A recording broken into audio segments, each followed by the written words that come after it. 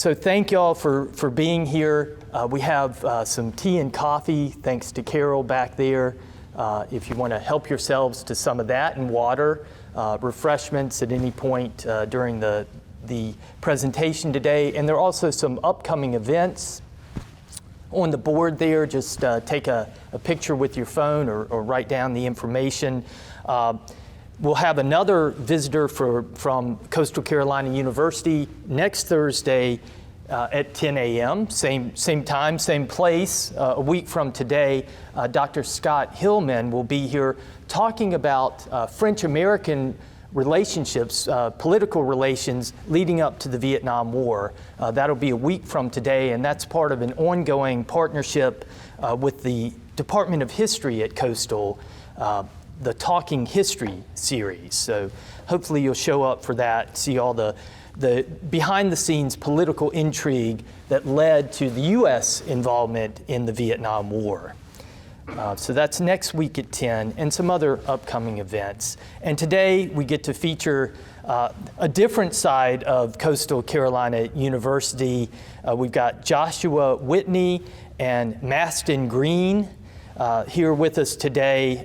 In Joshua's words, plant nerds.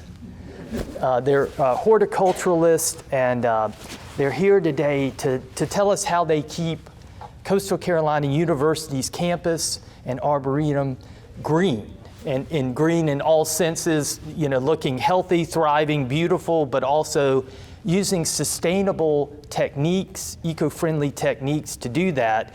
And they'll share with us some tips that we might be able to take home and use in our own our yardscapes as well in our gardens. But they're here. They have a lot of experience with this, a lot of knowledge and hands-on experience. Joshua hails from up north, the frozen, vast, I shouldn't say wasteland, but sometimes I was up there, prisoner of war for 5 years in Albany, New York. So it does get, in the wintertime, it feels that way. It's pretty cold, long winters. But he's from up that way, Binghamton, but he's been down here for 7 years, 10 years, 3 years at Coastal, and taking care of the horticulture there. And Mastin Greene, on the other hand, he's a native, a local boy. He's graduated from Sockasty, worked in farming in Horry County, and failed at farming, but got his hands dirty, and he's now succeeding very well at Coastal Carolina University with Joshua, and they're both going to share their. I guess we all fail a little bit with our. I've got two brown thumbs, but there may be some challenges as well as successes with what they do at Coastal, keeping it green. So let's welcome in Joshua Whitney and Mastin Greene.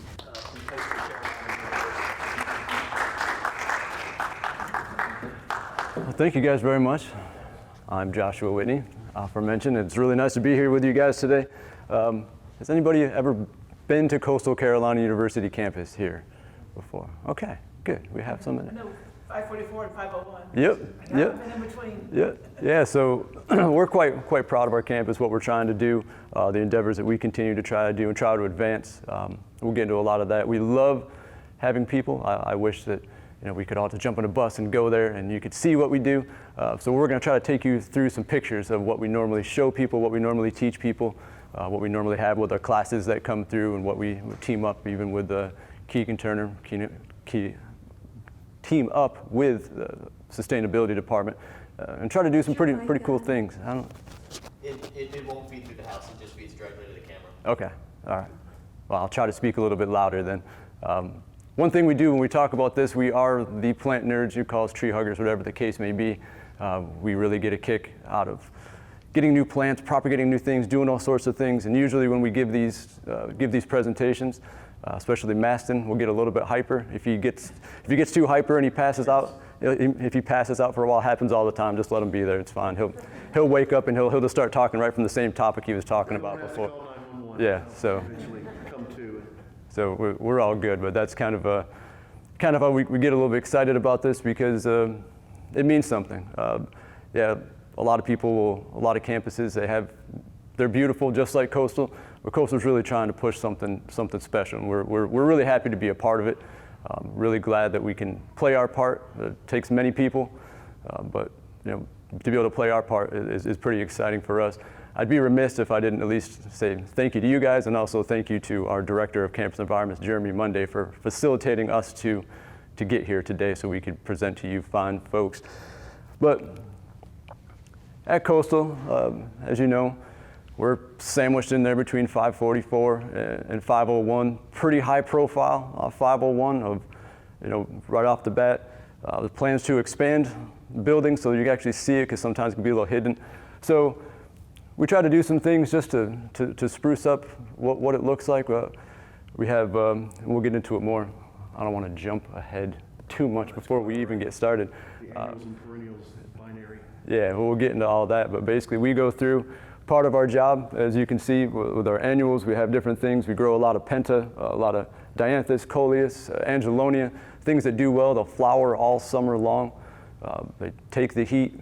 We got to do a lot of maintenance with them to keep them looking good, but try to make Coastal pop and through that. So we go through roughly anywhere between 35 to 40,000 annuals per year. We just got our winter annual batch in on Tuesday. It was 15,560 exactly. And we have a group of 5 that we work through it. We get them really, really small, so we're paying like 12 cents per plant, sometimes 8 cents per plant, and then we grow them. Myself and Mastin primarily will handle some of the growing responsibilities, but we do have a team, and without them, we certainly couldn't get through 40,000 annuals a year. Student workers. Yes, and very, very good student workers. So you've ever seen Coastal? Very lush. I like the one on your right. Our camellias are starting to bloom. Try to have things blooming all the time. And try to have a good variety. And the one thing too that is big, and you've probably all heard it before, but one of the first things, I taught a class on landscape for life, sustainable home landscaping. And one of the first things you talk about is it's great to have a lot of plants, but they have to be in the right spot. So get the plant, put it in the right spot, that way it can thrive, it can do its full thing. Yes, there's some challenges with being a campus. My background, I managed a botanical garden for about 10 years. It's a different environment. You're kind of free to do things. We have to, with 12,000 students and faculty staff on there, sometimes we have to do things a little bit different just for the way traffic does, but to make some of these areas beautiful where people congregate, we have farmers markets, all this fun stuff that they're doing, so they're also really seeing the beauty and the amount of tours that come through there. There's a lot of people running through campus. Can you back up one, Josh, and let me butt in real quick? Who knows what this plant is? Camellia Satangua? Sasangua, the pink one, right? Camellia sinensis. Who has one of those? This is a Sasangua. I'm merely mentioning to try and make things more germane to everyday life. The Camellia sinensis plant is from which all our tea is grown, whether that's oolong, black pekoe, Earl Grey, or green tea from Japan. It's the same plant. Dual use. We'll get back to that later. Sorry. Yeah, let's not jump ahead too much. See some of the infrastructure. Try to do some cool things with that. Just kind of make these sitting areas and areas where people congregate here quite a bit. This is Spadoni Park, and of course our Arbor Way that gets used quite a bit. And one of my favorite plants that we just started using is the Gumfrena. I don't know if you've seen that too much. They have a lot of different varieties, but that's a good one for a lot of pollinators. You always see a lot of butterflies on there, a lot of different types of moths. We saw that long-tail moth yesterday. It's actually teal, and we're trying to make that our new mascot. If we can tame one of those and get it going. So you see a lot of wildlife with this. So when you think about annuals, you're going through and we change out twice a year, but we definitely see an uptick in the bees that are there, butterflies. So, and we can do this year round, and it kind of keeps them around. Perhaps starting in apiary at some point in time. That's going to be Mastin's child, if we can get that going. But we're at least trying to be Bee Campus USA. So we're trying to do some different things with that, and this definitely helps. Mastin has assured me that we will have the best honey ever, just like they do at more farms because of all the. Because they're basically a botanical garden as well. Anybody know where Gomfrina is from? You want to tell them that story? The Nepalese professor? Oh yeah, so we get some really cool experiences talking to a lot of people. We had a professor stop in from Nepal, and he wanted to collect some of these. And of course we said, absolutely, we're about to rip them out of the ground, and they get composted and all that kind of stuff, which is again, one of the sustainable things we do. Nothing just goes to trash. It all comes back to us, and we put it back in our beds. So we have a good program with that. But he wanted to collect some of these. I said, of course you can, but we're curious people. What do you need them for? He said, well, these are from where I grew up, and we use these for the Brother and Sister Festival, and they make little wreaths out of them. Don't remember his name because I'm terrible with names. It holds its color really well. So it'll hold its color all the time. So they've used these in these festivals for a long time. So he was really excited to see him on campus, and that was one of those other good things to interact with someone, to have this, and he was very excited. I said, well, we'll always have this on campus because I love it, and I order the plant, so we'll always have it, and he'll always come and get it. So it's one of those good connections that we make just by having something pretty that people walk by and see, but there's a deeper connection to a lot of these plants for some people too. And they normally stop us and we talk about that. Always a pleasant surprise, yeah, when someone has a deeper connection to the plant than you do. So all throughout campus, obviously, again, there's challenges we have of there's large spaces where a lot of students congregate, but in all these aspects, try to do the best we can with get some tree coverage in there. Obviously, we all know why that's important, and then just trying to make it pretty as well. Make it a campus that people really are proud of, something that they walk by and they think this is our campus. Like this is. So we get a ton of compliments on just how everything looks, and of course, our crepe myrtle alley is one of my favorite spots, and we're trying to revamp that area and get that more permanent color there too. The other thing about Coastal, if you've been there before, Coastal is always under construction. There's always something going on. New buildings. This new library is just finished, the Thompson Library, and now the Kimball Library is completely gutted. So you can see within that, the reason I took this picture, not only to say how the danger poster on there of all this construction going on there, but took great effort, our project manager, to make sure that orange fence in there was up around those trees so they're not being damaged during this construction. They've hired an arborist to come in and determine different things that could be pruned. We need an outside source as well to have someone there to kind of excuse me, monitor everything. So even with all these challenges, there's a lot of people out there that are really making sure that these trees are protected. Like these trees they're big, they're old, they provide a lot of shade, they're beautiful, and even though we're constantly under construction, do our best to maintain these living trees and maintain the landscape. And we'll get into some of the other things that we do, as far as we're the ones going in and digging up all the nice plants to take them back to the greenhouse and make sure that we can put them back, or do whatever we can do to save them. There are some cool things going. In particular, I took this picture the other day because even around some of these trash enclosures, if you will, because 12,000 students, faculty, you can imagine, generate a lot of trash on the campus, but they have some of these climbing vines now just to beautify the area, just to make it better. And of course, having more plants is more to maintain, but it makes the campus a much better place, beautiful place. So seeing things like this just proves to me the direction that Coastal's going. They want this not just to throw some plants in the ground, but really have this be something beautiful, long-term, something that, when me and Mastin decide to retire, that we're handing on something, and of course attracting students and the parents, and they're going to want to come just because of the way this campus looks. This is in front of the Singleton building. This is where the President Benson has his office, so this gets a lot of good attention to make sure that everything looks good out there. There's a lot of other people obviously in this building, but in particular, one of the things we like to do out in front here, and this is all this was done, we have a campus planting day every spring, and everybody from campus community comes out, they get their hands in the dirt, they plant. We talk about what we have, why we have it, and then they always ask a lot of questions about, well, what can I use in my house? Well, these are great examples of things that do good all summer. See our vinca, and again the penta, and a lot of coleus we use, but we can propagate coleus. We'll get into propagation, but I only order a couple hundred, and we'll end up with like, if I order 300, we could probably have 1,500 coleus just by propagating. And once they get growing, it's pretty easy. It's one of the easier ones to do.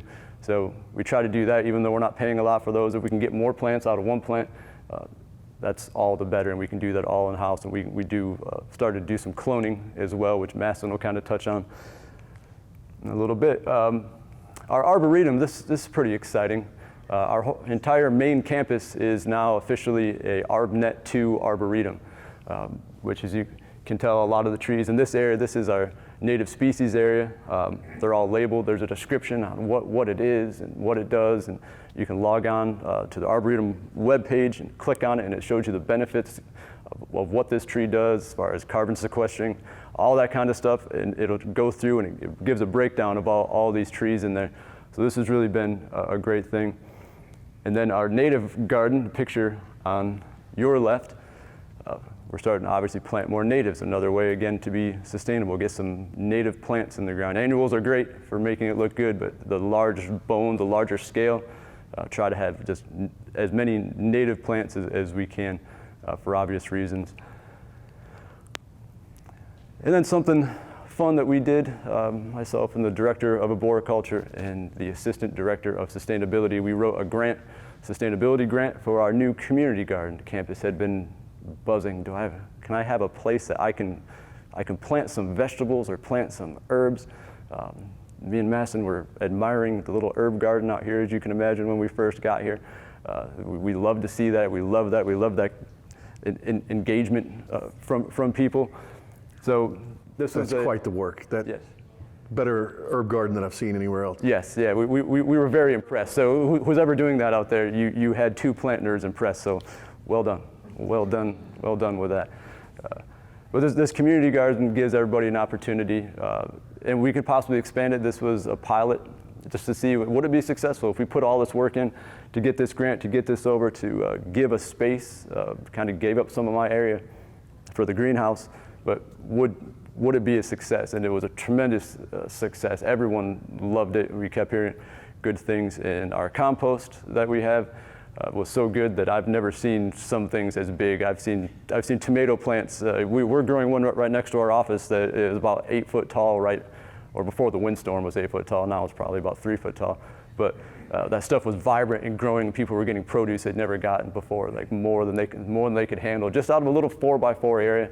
So kind of help some people, coach them as to, like, well, what can I grow in a 4x4 area? It's like, you have no idea what you can grow in a 4x4 area.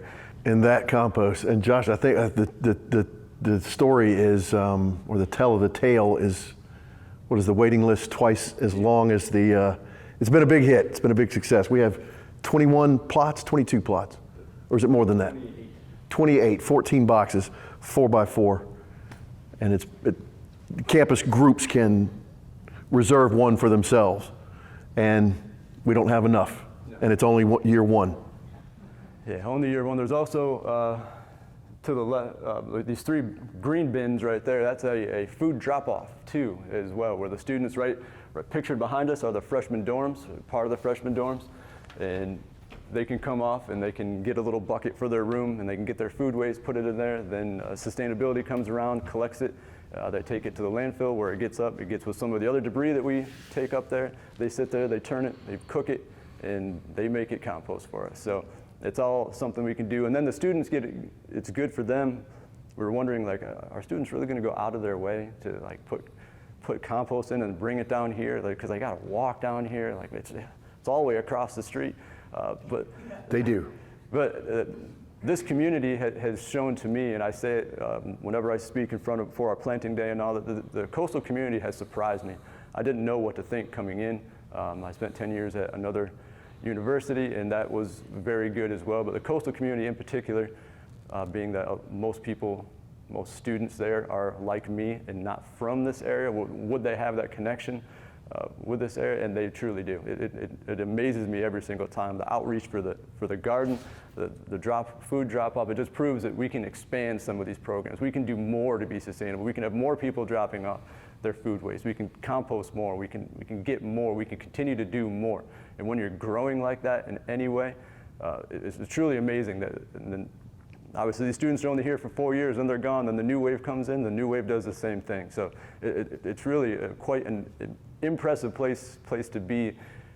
They're already doing a lot of things sustainable, but that expansion, doing things like our community garden, food drop-off, we're always trying to bounce out ideas and see what opportunities that we have out there. Propagation. Want me to take over? Yes. That was excellent, by the way. Thank you. And he didn't mention Cornell University once. He has a limit of 3 times he's allowed to mention Cornell, and then I have to tap him on the shoulder, and he has to take a deep breath and remember not to mention Cornell again. But he came of age there, working there and auditing classes at Cornell. The best, I think I can say this to the world and to eternity, the best agricultural university on the East Coast. I went to Clemson with my GI Bill. That's where I got the stylish boots. Which is the best agricultural university in perhaps the Southeast, certainly for peaches and a host of other different research endeavors, where I got a degree in plant pathology, trying to fix what's wrong with plant life, but also learning a great deal about plant physiology, plant biology, and horticulture, arboriculture, silviculture, agriculture, etc. I mentioned in the brief bit of my bio, I came from Clemson thinking I would walk backwards into success in farming. Agriculture is really tough. And I was interested in permaculture, grapes, blueberries, etc. And times are really hard for farmers right now, and they're only getting worse from COVID. The buyers are drying up. The markets are drying up for just about every commodity that's grown here. And a lot of that's still tobacco, grapes, blueberries, corn, and soy, but the soy goes overseas, I think, but most of the agricultural commodities that grow here go to animal feed because we have very poor soils. And the Midwest and so on and so forth grows the grains and commodities for human consumption. A little background in agriculture anyway. 5 years, very little to show for it, except a lot of scars and some wisdom, I hope. There's a couple of binaries I want to keep in mind as we go through. I hope I remember all of them. One is typically more sustainable than the other, and I wanted to back up and try and define sustainability because it's one of those words that I think is stretched beyond all recognition because everyone's using it for every purpose. But to my way of thinking, it's conservation. Every generation's free to redefine what they will, how they will, but conservation is saving up for a rainy day, saving up for the next generation, preserving. And conservation in terms of agriculture and horticulture means saving what you can, reusing what you can, recycling what you can. Has anyone heard of the carbon cycle or the nitrogen cycle? Sure. Okay. The idea is things don't really move unless we move them, and they're cycling through the environment and our farms and our forests. And sustainability or conservation is trying to keep all those inputs in place so that they're reused. Sun versus shade, these are two of the kinds of, well, that's a binary. These are one we work with. Obviously, in the front of the greenhouse, which isn't pictured here, are all our sun plants, and at the back under this 40% shade cloth are all our shade plants. And with all the live oaks we have on campus, fortunately, our native Quercus virginianus, there's a lot of shady spots. Josh and I are finding them all the time. And before we got there, a lot of folks have put things like azaleas in places where there really isn't enough sun. So as Josh mentioned earlier, dialing in finding the right sun-shade mixture, the right sun-shade regimen, and the plant to fit in that niche is one of the challenges we have in planting perennials around campus. and of course we do the annuals too. He covered a lot of that. Here's some of this, the work that goes into it. Commercial type, but not commercial in scale exactly. There's just 5 of us. But we grow about, how many we just have come at?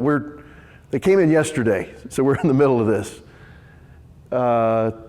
18,000? We're down to 15,000? Yeah, well, we had 15,000. Yeah, the one thing I wanted to see, and you'll see in some of these other slides, you'll see a lot of like raised tower heads for irrigation in the greenhouse. And some of the older ones, this was just taken this week. Some good action shots, right? But with that automatic irrigation, I'm not putting down automatic irrigation, but when me and Mastin started thinking about this and we tore it all out, and you can see everything's done by hand watering.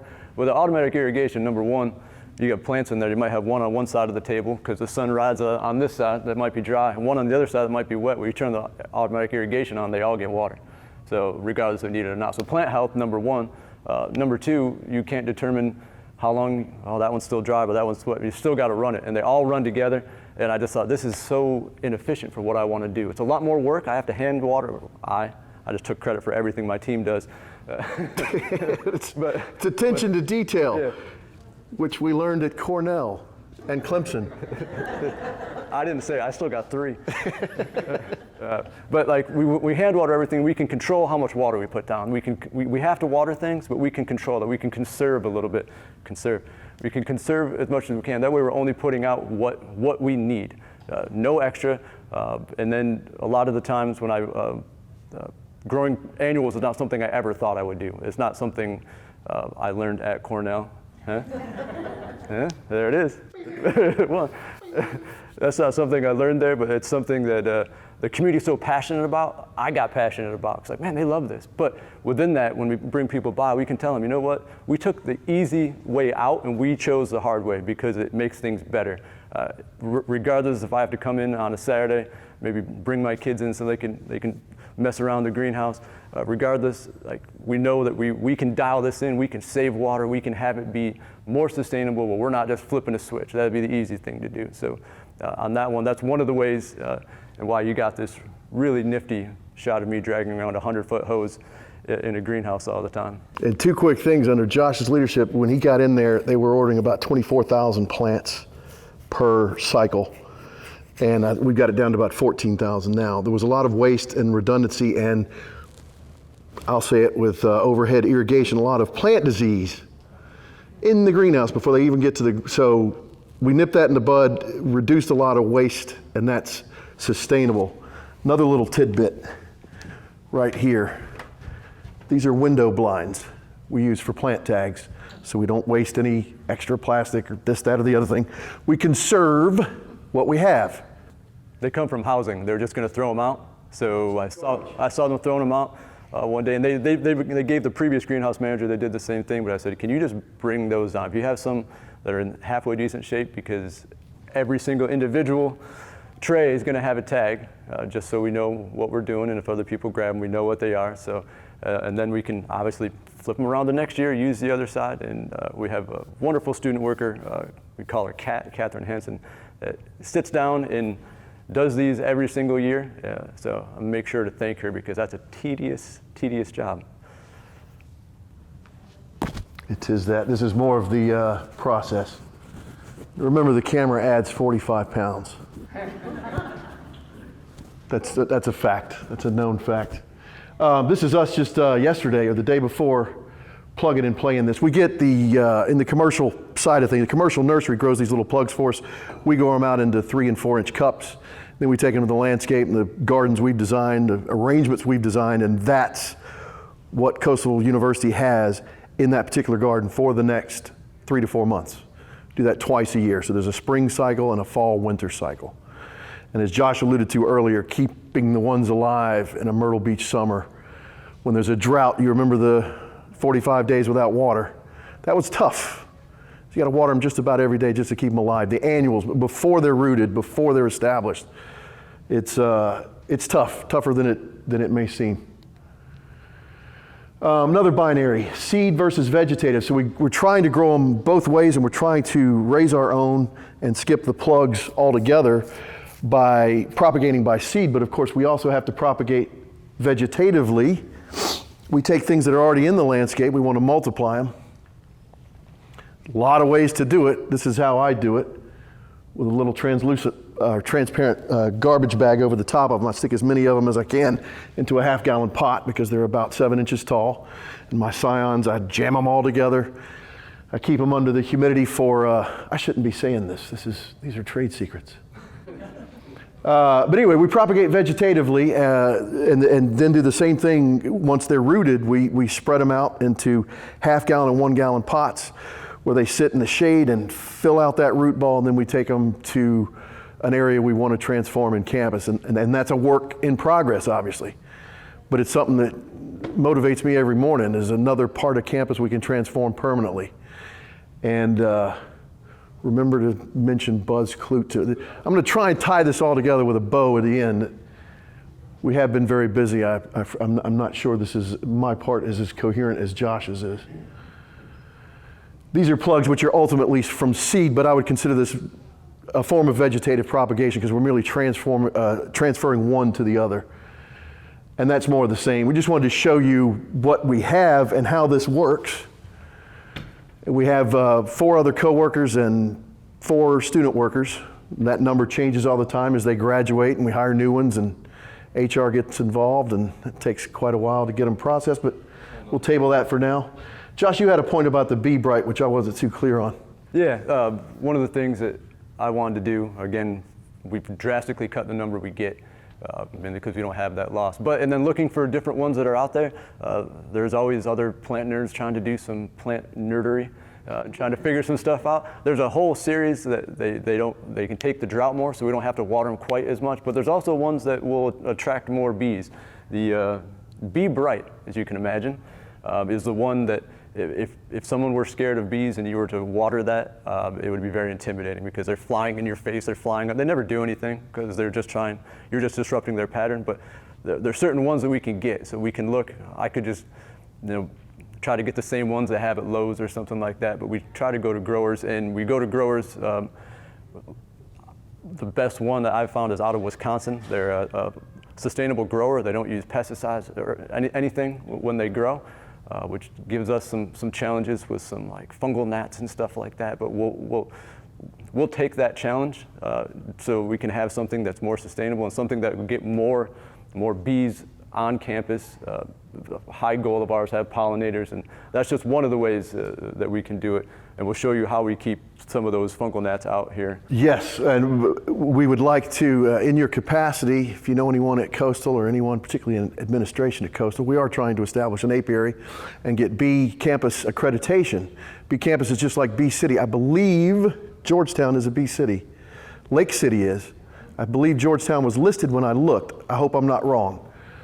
But there's 8 criteria. There's a society out west that runs it, but you basically meet their criteria for a pollinator habitat, an extra special, extra comfortable pollinator habitat.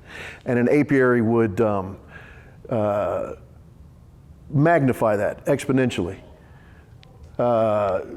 We have some pollinators on campus. We have our native bees and whatnot. The point I made about honey was we have such a diversity of species, native and alien, such a diversity of fluorescence, different flowers, that there's a nectar resource that's going wasted. Our local bees, as plentiful as they are, can't harvest it all. We plant too many flowers. We have too many blooms, and we're working on succession now so that we have a spring bloom, a summer bloom, a fall bloom, and even a winter bloom going back to our camellias and others. We've got goldenrod and ester and a handful of others. But a pollinator habitat is linked to what we do. It's not what we do exactly, but we want to expand that and make it permanent, and a student group to go with that and maintain it.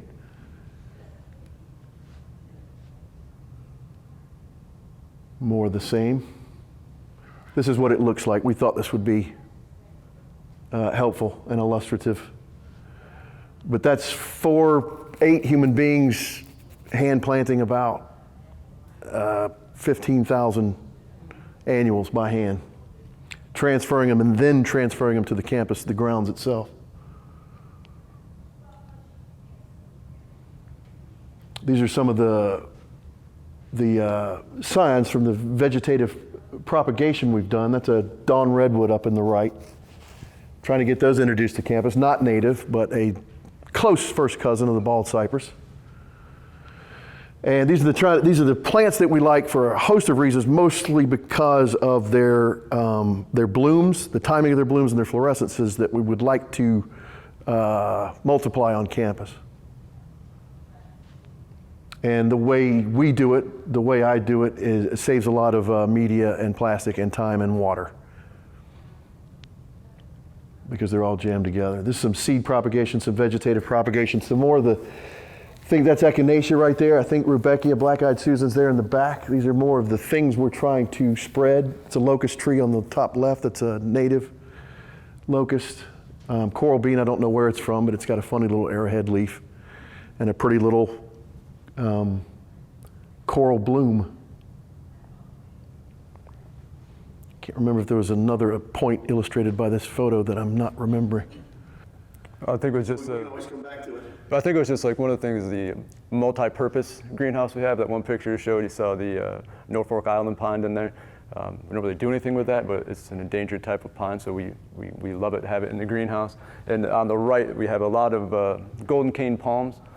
So every event, graduation, some event in Singleton, they want greenery in there. So we hold the greenery so it's as healthy as can be, rather than just leaving it in the building. So we have this multi-purpose greenhouse, and that's another way we try to be as efficient as possible with that. One thing, Stuff in there, make a full use of it. yeah, a lot. One thing to mention, and we didn't talk about mentioning this. We found something, mainly because Mastin, trained plant pathologist. We found something that we did not expect to see in our greenhouse. We didn't even know it existed. Cycad allocapsis scale. So I had got to the greenhouse and the palms weren't necessarily the color they were supposed to be. I looked, didn't have my jeweler's loop at the time. Looked, I saw scale, so we treated it with started off small, trying to do some things, wipe it away, use some soap, vinegar, that kind of stuff. Eventually graduated to permethrin, which I hate spraying chemicals, period. But we didn't have a choice because our palms were flat out dying. Mastin came, we decided to take a deeper dive one day, and we saw something that neither one of us had ever seen. So much so that we reached out to, I forget his name, Clemson Extension Agent, just to verify what we had seen. But this allocapsis scale is coming from Florida. So if you see something weird on any of your sagos, different palms that are outside, we were looking at these sagos out here thinking these are some of the healthiest sagos we've ever seen, but they were killing stuff within our greenhouse, and it's coming from Florida. Our palms are from Florida. From Asia via Florida, and Hialeah, like the ritziest part of Miami, is where they have, that's ground zero for the infection. And I think it was from Asia, right? But it's in South Carolina now, comes up on the palms we buy from Florida, and it's destroying sagos in Charleston.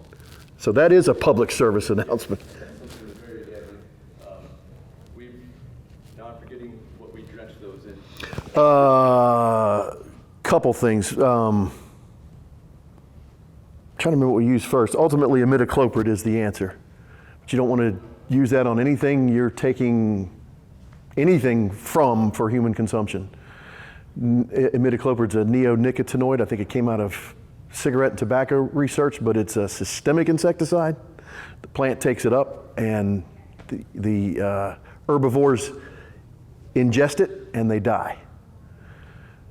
We've almost, we did that and a chelated chemical fertilizer and something else will come back to me in a minute. But with Bruce's help, he confirmed that works, and that is, but you've got to catch it. Imidacloprid does work in this case on Cycad allocapsis scale, but you've got to catch it, and we neglected to bring a photograph of it. You can look it up. If anything, we looked at the sagos out here, didn't see any. That was one of the first things we looked for when we got here this morning. But if you have a sago and it's going down and it's folding up and you've got this cottony scale in its branches or its nodes, gets up under the leaf, not so much on top, but under the waxy cuticle on the bottom, they will feed and feed and feed and multiply. They have no natural predator that eats them here. They have no antagonist here. in South Carolina, they breed unchecked, they eat unchecked, and they will destroy your sagos.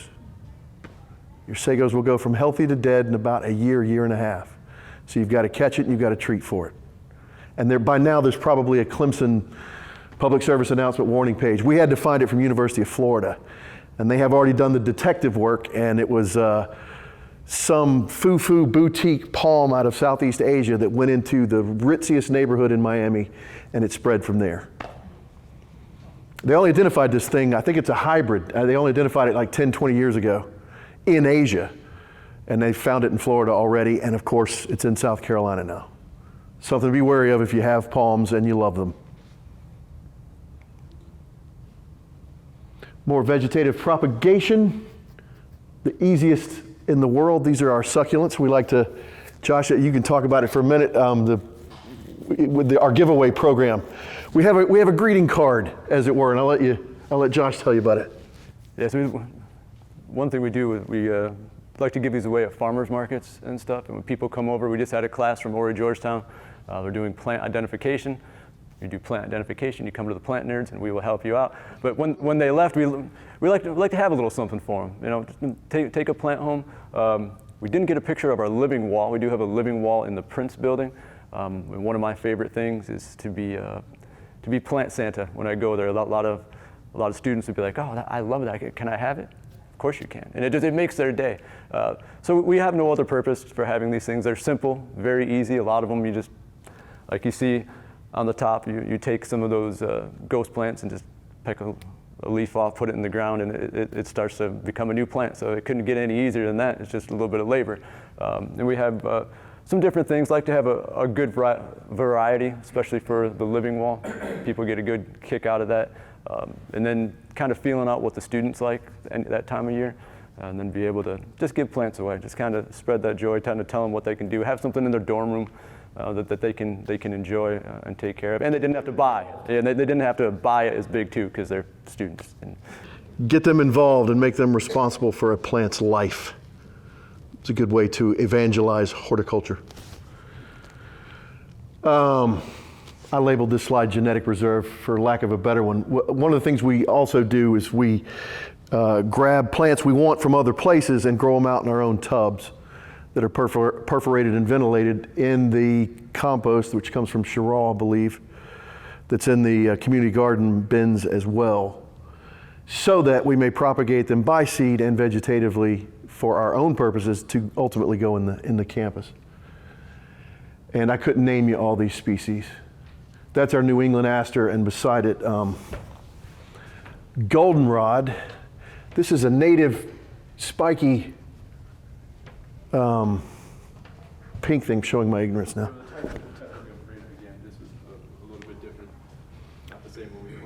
And some giant salvia, I believe that's salvia, we got from the good folks at Brook Green.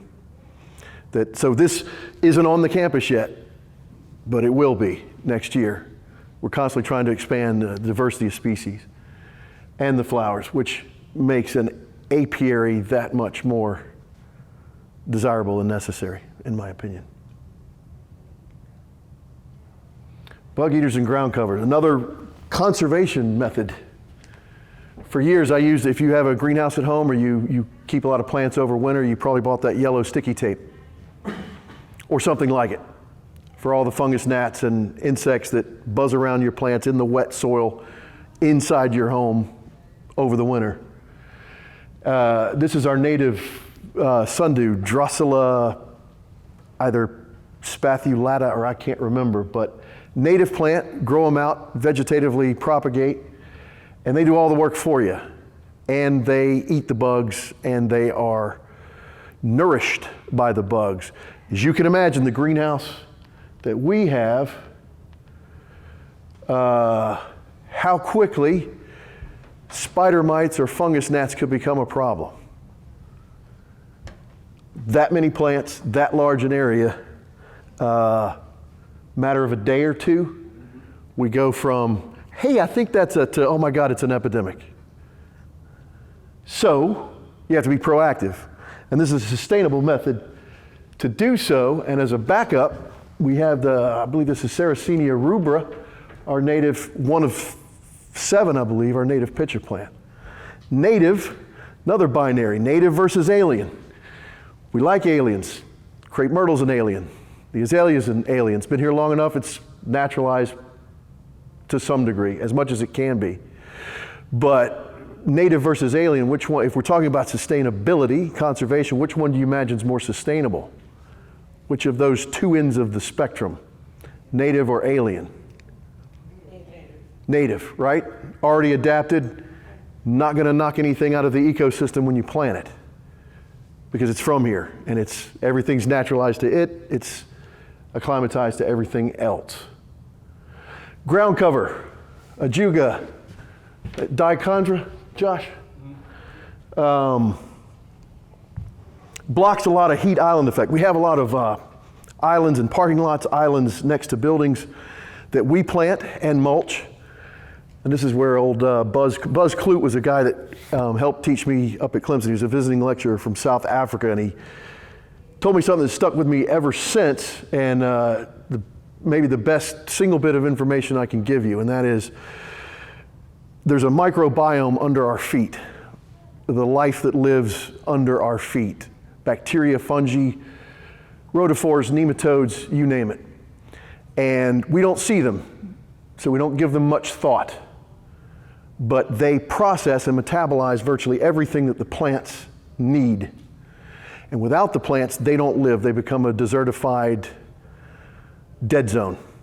So the worst thing, and I don't know if we have a picture of it, the worst thing is a patch of barren ground that you sprayed herbicide on. Why? The sun's energy, which is photosynthesized by a plant leaf, produces sugars, exudates, and compounds that go down to the root tips that feed the microbiome. And it is every bit as diverse and broad and deep a biome as the ocean is. Even though we don't see it, the final frontier, it's the soil under our feet. We'll go into Mars before we know what's 6 inches in the ground. Most species haven't even been cataloged. We don't know what we don't know. Nonetheless, a weed growing in the ground is better than nothing at all. Remember that when you're spraying. Remember that when you're pulling. If you're going to replace a weed with your favorite flower, by all means, have at it. Just know that a patch of land, any patch of land that is barren for 2, 6, 12 months, that microbiome underneath it is starving. And it takes a long time to grow them back. That was the point. So our ground cover not only prevents that heat island effect, it absorbs all the sun's energy, but in places that were previously barren and just mulched, we're growing plant life, photosynthetic, what's the word I'm looking for? Solar collectors, solar cells. That's what a plant leaf is. And we're putting those all over campus. We only have the 2 species so far, but we're looking for more. And again, the idea is to cover the ground with photosynthetic foliage and forbs. Because it's sustainable. And when it's all said and done, this is taken, I think, about 7, 8 months ago. And the automated irrigation is still up. But this is what our world looks like mid-process. There's nothing coming in and going out exactly that day, but there's 15 different processes going on in the greenhouse. And how many species of living things would you say is in there, Josh, in this photograph? Yeah, a couple hundred. Couple hundred. So you probably can't see it. Somewhere in here, we have those little Drusilla sundews interspersed throughout. They proactively suck up all the fungus gnats. So there's never an outbreak, there's never an epidemic, and they're constantly fed. It's a wonderful symbiotic relationship that I would recommend to you. And it's a native plant, and we need more of them around.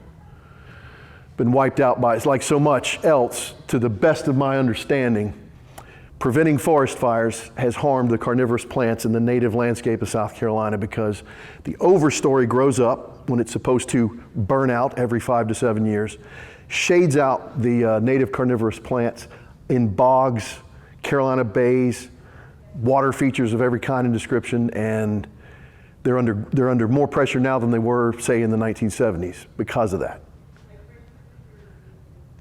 Need to bring back forest fires. This picture is one of my coworkers, which I used without his permission. This is my buddy Ed Flowers. He's a 58-year-old retiree. He was a cardio tech from Harrisburg, Pennsylvania. He works with us. He's the nucleus, the fire plug of our team. Entertains us all every day. Loves what he does. Conscientious. The story I would share about him is he and his wife came to a baseball game. He saw, I think, some coleus that were flopping over the sidewalk or something. He says to his wife, "Hun, we got to get this." And he wasn't on the clock, he wasn't on the payroll, whatever, but it's like his front yard. He takes a conscientious approach to Coastal Carolina University, its beauty and its maintenance. He's very good at it. And the point is, he has a passion for it. Why did I include this photograph? Because Ed has a passion for two things.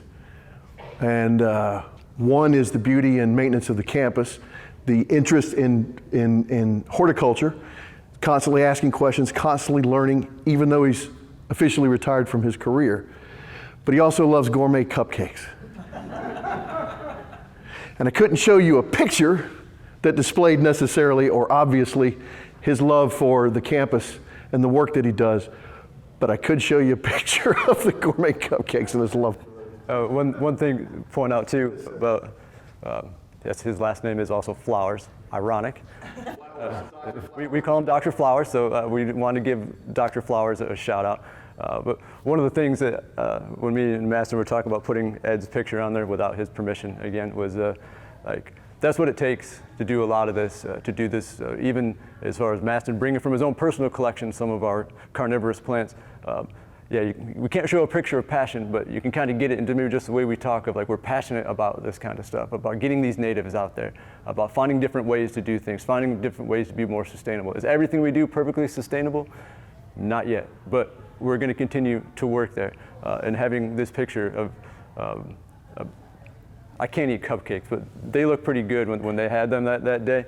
But that passion, that's what this kind of embodies. It smelled fantastic, but having that passion to be able to take this on and be able to do this every day. Some days when we're sweaty and we're dirty, at the end of the day, like Mastin said, there's certain things that get us up in the morning and want us to do more, want us to get this. And then there's people we get to meet, like when we went to Brook Green and got cuttings, we get to meet other plant nerds with that same passion, and it's inspiring. And then to have someone come in who's never done this before in his life, but said some really unique things in his interview, to get him in to see that passion. That's what we need to keep spurning. That's what we need to keep spreading out there, is that passion to keep doing things, that passion to bring more things in, to do things differently, to say, hey, if someone does have a small greenhouse and they have to spray a pesticide, hey, I have an idea. I heard these two plant nerds one day, I don't remember their names, one of them was strikingly handsome, one of them had glasses. You can tell them that. But just to, yeah, but that was one of the points I really wanted to stress. Like that's what's good about coming to talk to people like you, like yourselves, and these numerous groups. Is you get to, even when I just give a plant away, you get that person to get that passion. Like, I have a plant, I want to do more. I want to have more plants. I want to do something, or someone sees us doing something on campus. How can I incorporate it at my house? Love that. We always stop what we're doing, spend the time to talk to them, however much time we need to kind of explain that. As you can imagine with me and Mastin, you can tell we like talking about this. We get long-winded, but they leave with something that can benefit them, because they have the... Well, it's another binary, isn't it? Passion, no passion. We have told every student group that's come to see us, every group that's toured through, every group we've hosted, everyone we've taken through our greenhouse and shown in person. I wish y'all could be there. We could take you around and point that you could feel the plants. Is that you can't teach passion. Simple as. So you have it or you don't. If you have passion, I can teach you everything. Everything that I know, which is maybe 9% of what is knowable in horticulture and agriculture or arboriculture. But you'll see it with students, you'll see it with faculty, you'll see it with students, you see it with human beings, right? Passion, no passion. If you have the passion, anything can be taught to you. If you don't, it's at best you're going to have to force it in just to pass the test. And that's the binary I would give in closing, unless Josh has some other thoughts. He mentioned Kat, one of our student workers. Just talking about passion and the joy we have in what we do. This little personalized is the word anthropomorphic. When you humanize something, little anthropomorphic notes all over our tags and plants and whatever else. Usually a smiley face, but it's the plant speaking to you in first person. Please water me, this, that, and the other thing. One of the little joys we have in what we do. Can we answer any questions? Is there any interest we haven't brought up? Do you work with the plant nerds from Brookgreen? We know them. We've met them a time or two. Do we work with them? Collaboration? Not yet exactly, I guess.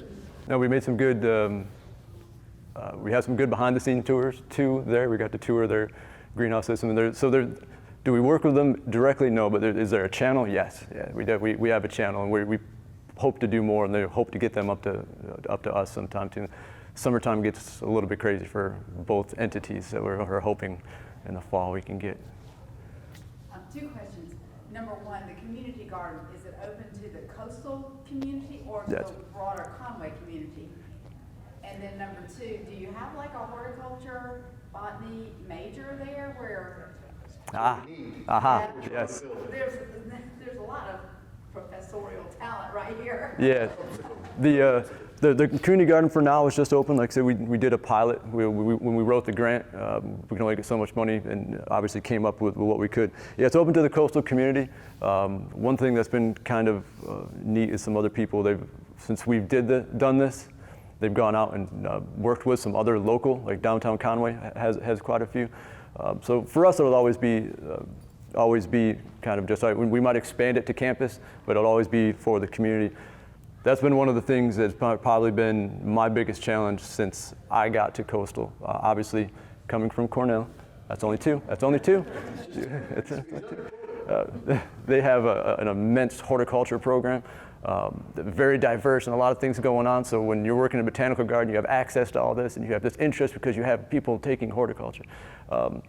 We heard from Kat too a lot about the phytoplankton they do. So they do a lot of marine plants and stuff like that, and things that she talked to me about that I'm not a marine biologist. I had no idea what she was talking about, but they do some of that. So that's a big challenge for us is reaching out, which is, we've made some good connections now, different things we can do and to try to get that out. But yeah, not having an actual horticulture program where people are learning about plants, but the only good part about that really is, and we want to pat ourselves on the back, we have a good horticultural resource.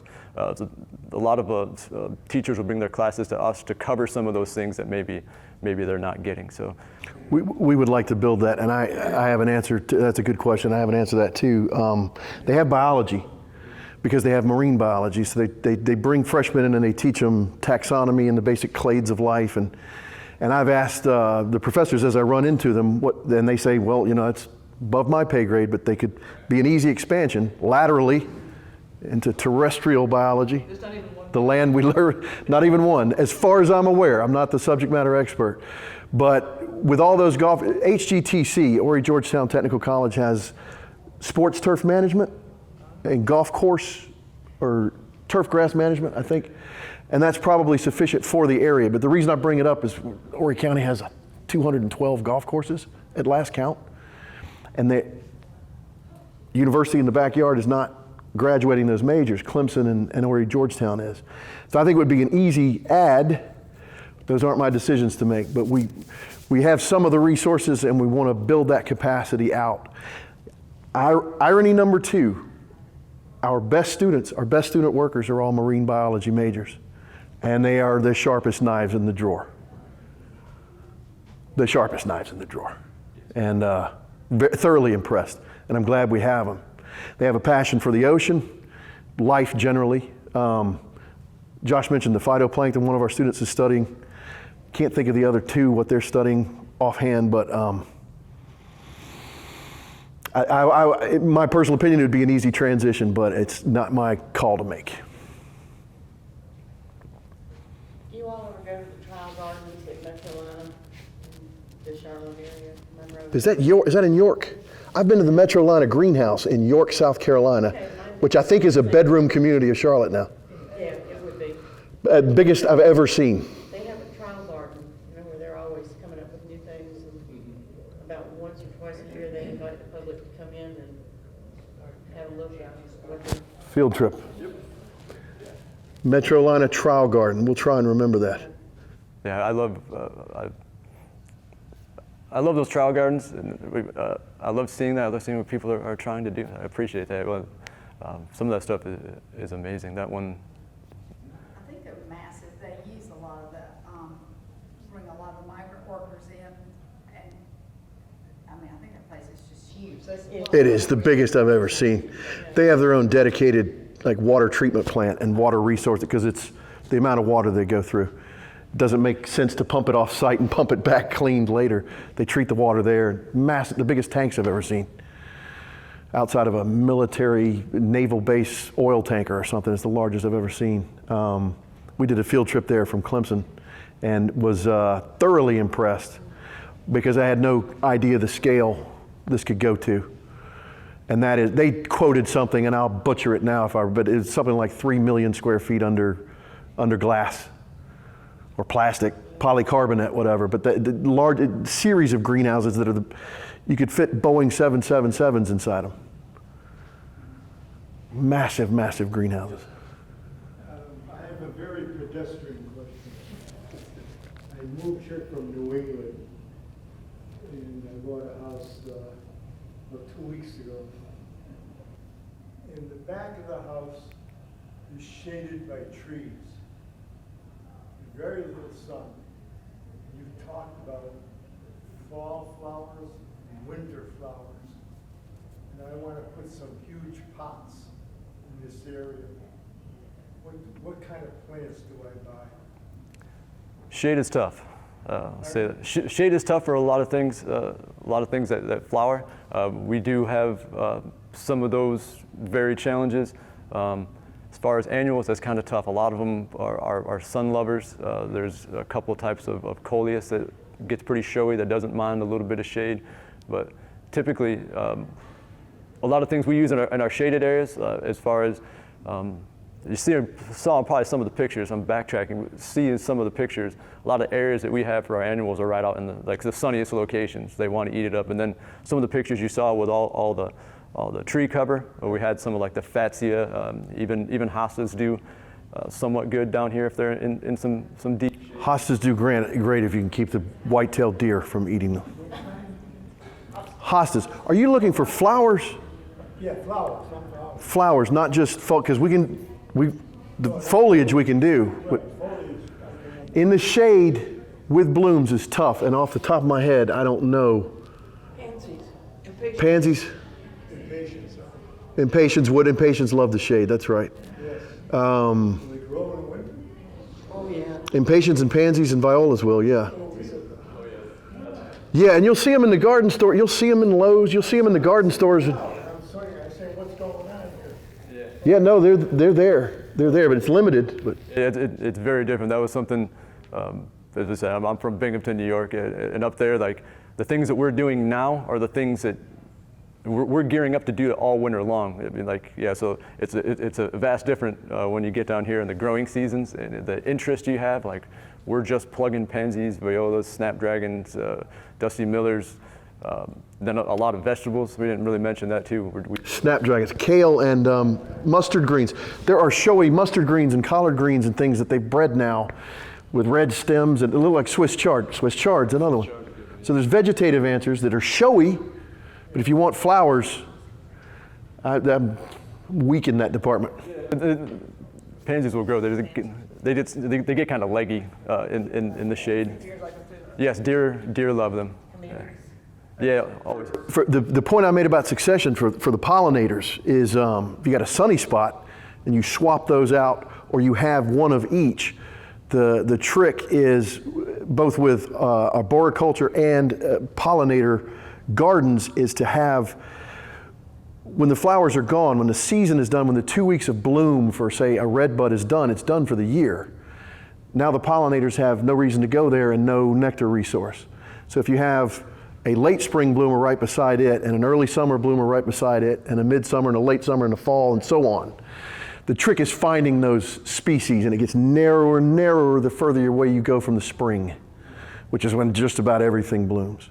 But we found, and I've had to find, fall bloomers, and we have a number of them in this state that are native, that bees, European honeybees, and all sorts of pollinators love. One of them is goldenrod, but apparently that affects folks' allergies very intensely.